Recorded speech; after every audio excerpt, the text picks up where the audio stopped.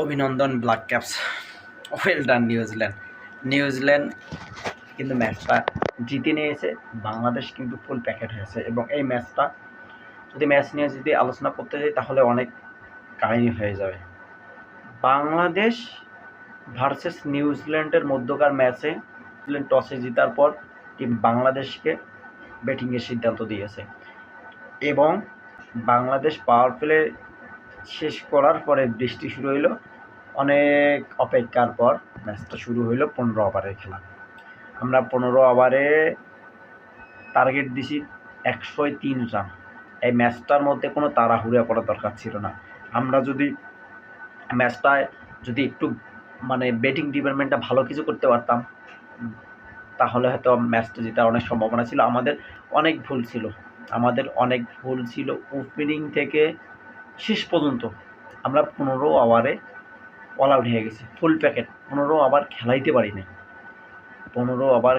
পারি না। আমাদের ব্যাটিংগুলা আসতেছে আর উইকেট দিচ্ছে, এত তাড়াহুড়াটা কিসের ভাই তোমাদের?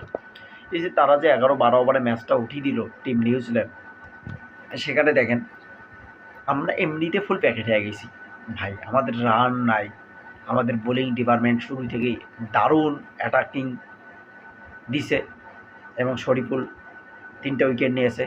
ম্যাচের ভিতরে শরীফুল দুর্দান্ত ইনফেক্ট আঁকছে। এখানে আপনি যদি দেখতে যান, আপনার ম্যাচের একদম শেষ, কিন্তু তারপরও আপনি এই শেষে আসিয়া শাক মাহাদি ক্যাচটা ছেড়ে দিল এবং তানজিদ তামিম ক্যাচটা ছেড়ে দিল, ছক্কা হয়ে গেল।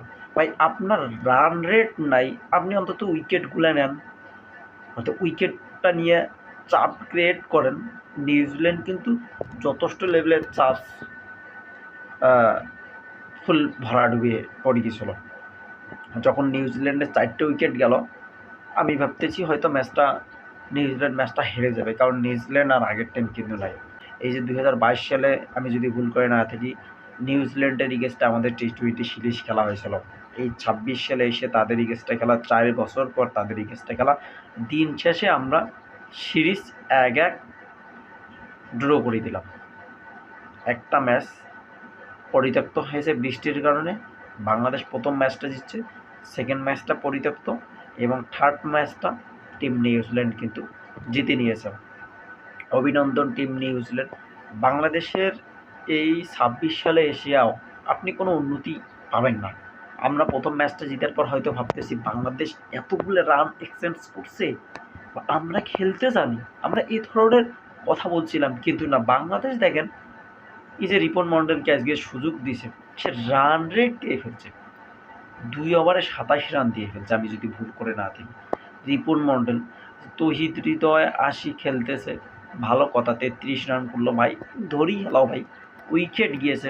শামীম পাটোয়ারি, সে কী শট দিচ্ছে!